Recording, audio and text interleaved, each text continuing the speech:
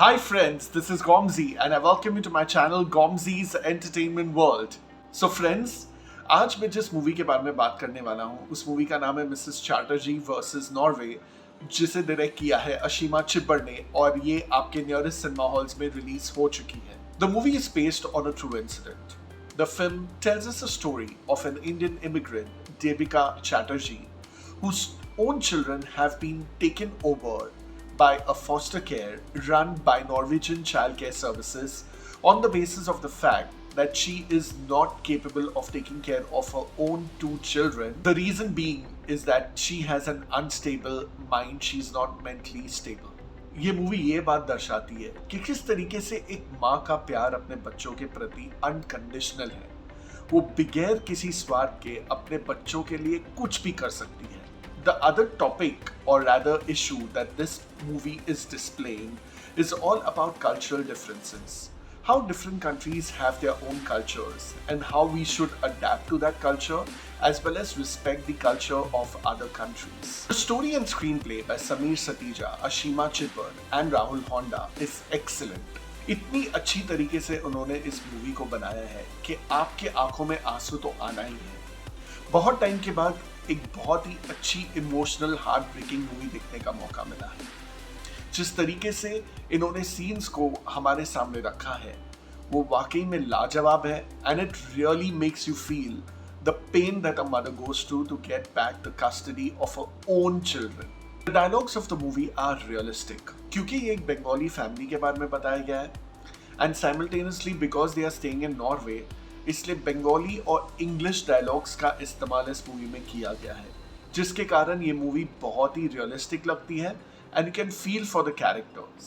Ashima Chhibber, who is the director of the movie, has done a fantastic job. उन्होंने इतनी अच्छी direction की है कि हर एक सीन में उन्होंने अपना छाप छोड़ा है. इस मूवी में कई ऐसे सीन्स हैं जो इमोशनल है और साथ साथ में it is even difficult to see those scenes because it's not easy to see a mother going through so much to get her own children back. It was a very shocking movie. The last 30 minutes of the movie are the best part of the movie.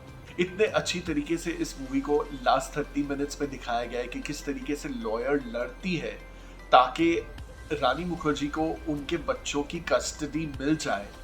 It was brilliant and it was done in a novel way. और जो रानी Mukherjee and में एक speech देती है या rather she says few words about she being a mother was just fantastic and emotional. Movie में सिर्फ एक ही ड्रॉबैक है और वो है कि रानी मुखर्जी कई सीन्स में एक रैकेस क्रिएट करती हैं.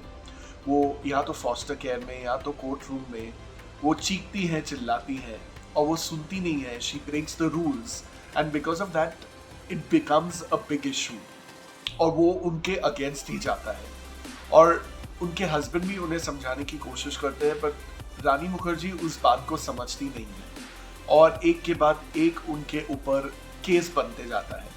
सो आई थिंक कि अगर वो अपने इमोशंस को कंट्रोल करती थी, हालांकि मैं समझ सकता हूँ कि एक माँ का दुख कि उनके बच्चे उनसे छीन गए हैं, it would have been better. Amit Trivedi's music is soothing and is mostly used in the background or in the end credits. Technically the movie is very strong. Background score तो इतना अच्छा है कि वो टेंशन क्रिएट करता है जो इस मूवी की ज़रूरत है.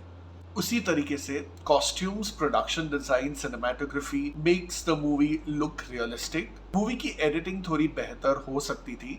मुझे लगता है कि मूवी कम से कम 10 से 15 मिनट काटी जा सकती थी because sometimes you feel that the movie is dragging. Rani Mukherji, उन्होंने अपने करियर का बेस्ट परफॉर्मेंस दिया है.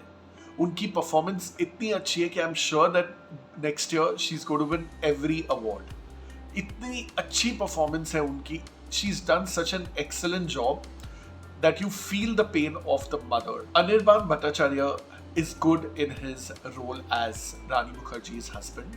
Jim Sarbh has done an excellent job in his supporting role. Barun Chanda and Balaji Gauri have given mind-blowing performance. Neena Gupta एक छोटे से role में दिखी है and she's done a good job, while the rest of the supporting cast have done a decent job. Overall, मुझे movie बहुत अच्छी लगी. I was impressed by the movie, so I'm going to go with 4 out of 5 stars. So friends, if you like the video, don't forget to like, share and subscribe to my channel and don't forget to hit the bell icon for notifications. Signing off, Gomzi, yo!